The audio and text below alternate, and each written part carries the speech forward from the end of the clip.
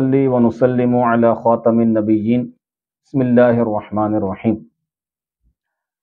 ہمارے معاشرے کے اندر بہت سارے جو مسائل ہیں، جو شکایتیں ہیں، جو لوگ ڈسکس کرتے ہیں، ان میں سے ایک پریشانی لوگوں کو یہ بھی رہتی ہے کہ ہم دعا کرتے ہیں، ہماری دعا قبول نہیں ہوتی۔ تو آج ہم قرآن پر غور کرتے ہیں کہ دعا کرنے کا کیا انداز ہونا چاہیے، کیا طریقہ کار ہونا چاہیے کہ ہماری دعا قبول ہوا کرے۔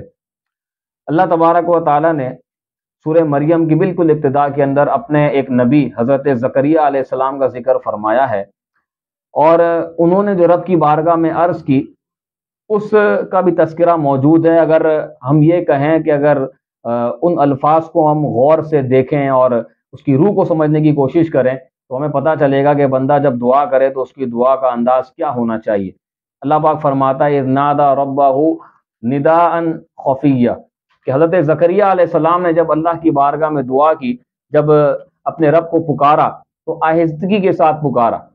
ایک تو علماء نے یہاں پر یہ بیان فرمایا کہ جو آہستہ سے پکارنا جو ذکر کیا گیا اس کی وجہ یہ ہے کہ اخلاص زیادہ ملے۔ اللہ تبارک و تعالیٰ کے جو انبیاء ہوتے ہیں وہ تو سراپا اخلاص ہوتے ہیں، ان سے ریا کا کوئی تصور نہیں ہوتا، لیکن پھر بھی تعلیم کے لیے، لوگوں کو سکھانے کے لیے اور اپنی عاجزی کا اظہار کرتے ہوئے آپ نے آہستہ آواز میں دعا کی۔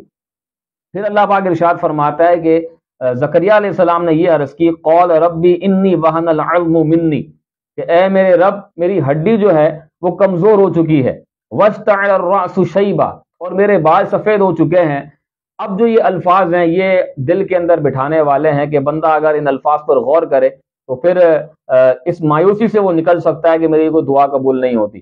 زکریا علیہ السلام اللہ کی بارگاہ میں عرض کرتے ہیں وَلَمْ أَكُمْ بِدُعَائِكَ رَبِّ شَقِيًّا، یعنی یہ الفاظ ایسے ہیں کہ بندہ اگر اس کو غور سے دیکھے تو ایک رکت سی طاری ہو جائے، آنکھوں سے آنسو جاری ہو جائے کہ زکریا علیہ السلام اللہ کی بارگاہ میں عرض کرتے ہیں کہ اے میرے رب، میں نے تجھے جب بھی پکارا ہے میں کبھی بھی نامراد نہیں ہوا، تجھے پکار کر میں کبھی بھی نامراد نہیں ہوا، کبھی بھی محروم نہیں ہوا۔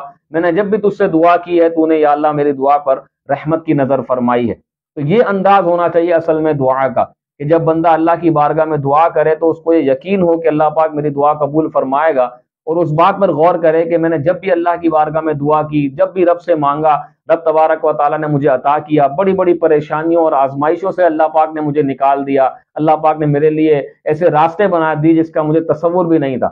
اور کئی مرتبہ ایسا ہوتا ہے کہ بندہ دعا کرتا ہے تو اس کی دعا فوراً قبول ہو جاتی ہے، اس لیے کہ اس نے اس یقین اور اس بھروسے کے ساتھ دعا مانگی ہوتی ہے کہ میری دعا ضرور قبول ہوگی۔ تو یہ دعا کے آداب میں سے اب ہم دعا کرتے ہیں تو بعض اوقات نہ ہمیں دعا کے آداب کا پتہ ہوتا ہے، نہ ہماری جو کیفیت ہوتی ہے وہ اس انداز والی ہوتی ہے۔ تو بندہ جب اس انداز، اس بھروسے اور اس یقین کے ساتھ دعا کرتا ہے تو رب اس کی دعا کو قبول فرماتا ہے۔ اور یہ بھی روایتوں میں آتا ہے کہ دعا تو ہر حال میں قبول ہوتی ہے، لیکن قبولیت کے انداز مختلف ہوتے ہیں۔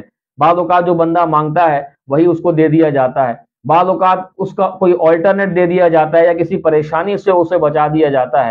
اور چونکہ دعا یہ نہ صرف عبادت بلکہ عبادت کا مغز ہے، تو بعض اوقات ایسا بھی ہوتا ہے کہ اس کی دعا اس دنیا کے اندر بظاہر ظاہر اس کے اسباب نہیں ہوتے، لیکن آخرت کے لیے اس کا ثواب رکھ دیا جاتا ہے۔ اور روایتوں میں آتا ہے کہ بندہ جب آخرت میں اپنا وہ ثواب دیکھے گا تو وہ خواہش کرے گا کہ دنیا کے اندر کاش میری کوئی دعا قبول نہ ہوتی اور سارا ثواب یہاں کے لیے رکھ دیا جاتا۔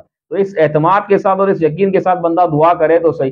پھر دعا کے آداب میں سے ہے کہ پہلے اللہ کی حمد بیان کی جائے، درود پاک پڑھا جائے، پھر اپنی مغفرت مانگی جائے۔ آپ یہاں پر دیکھیں کہ اللہ کے نبی علیہ السلام ہیں، لیکن پہلے اپنی عاجزی، اپنے تواضع کا اظہار کر رہے ہیں کہ یا اللہ میں کمزور ہوں، میرا بڑھاپا آ چکا ہے، لیکن جب بھی تجھ سے دعا کی ہے تو نے میرے راستے نکالے۔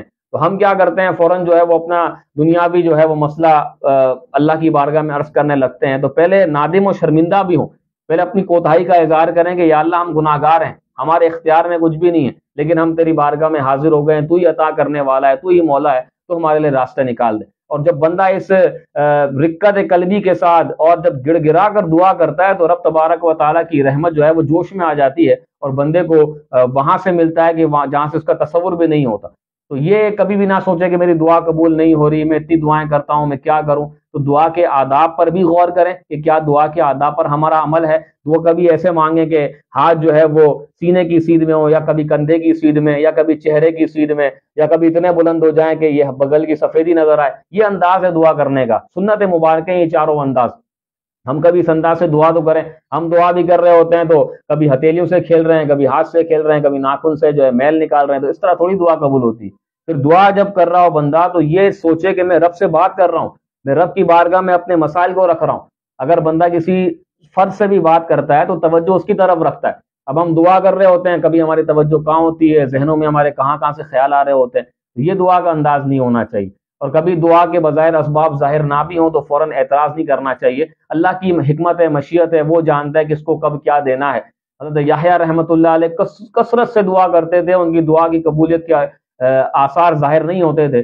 ایک مرتبہ خواب میں ان کو بتایا گیا کہ تمہاری دعا اس لیے قبول نہیں ہوتی کہ اللہ پاک تمہاری آواز کو پسند فرماتا ہے، اس سے تمہاری دعا کی قبولیت میں تاخیر ہوتی ہے۔ یہ بھی وجہ ہو سکتی ہے، لیکن وہ تو اللہ کے نیک بندے تھے، ہم گناہ گار ہیں۔ لیکن ہم اپنی اوقات بھی غور کر لیں کہ ہم اتنا گناہ گار ہیں، اتنے بدکار ہیں، لیکن پھر بھی رب نے اپنی بارگاہ میں آنے اور ہاتھ اٹھانے کی توفیق عطا کی ہوئی ہے۔ یہ جو ہے وہ بندے کو سوچنا چاہیے، اس یقین، اس اعتماد کے ساتھ دعا کریں۔ اللہ پاک خود فرماتا ہے کہ ادعونی استجب لکم، تم مجھ سے مانگو میں تمہاری دعا قبول کروں گا۔ یہ رب کا فرمان ہے، تو دعا تو قبول ہونی ہے، لیکن جو انداز ہونا چاہیے کہ ہم اس انداز کے مطابق دعا مانگ رہے ہیں۔ تو یہ آیت ہمیں یہی بتاتی ہے، یہی حل دیتی ہے کہ ہم جب بھی دعا کریں تو پکے عزم کے ساتھ، مکمل توجہ کے ساتھ، اعتماد کے ساتھ، دعا کے آداب کا خیال رکھتے ہوئے، اپنی عاجزی، اپنی کمزوری پر نظر رکھتے ہوئے کہ ہم کچھ بھی نہیں ہیں، جو بھی دے گا رب ہی دے گا، جو راستے بنائے گا رب ہی بنائے گا۔ پھر آپ دیکھیں دعا کیسے قبول ہوتی ہے۔ اللہ پاک ہمیں ان آداب کا خیال رکھتے ہوئے اور جو قرآن نے ہمیں طریقہ سکھایا ہے، جو اللہ کے نبی کا طریقہ تھا، اس انداز میں اللہ پاک ہمیں دعا کرتے رہنے کی توفیق عطا فرمائے۔ آمین بجاہ النبی الامین صلی اللہ علیہ وآلہ وسلم۔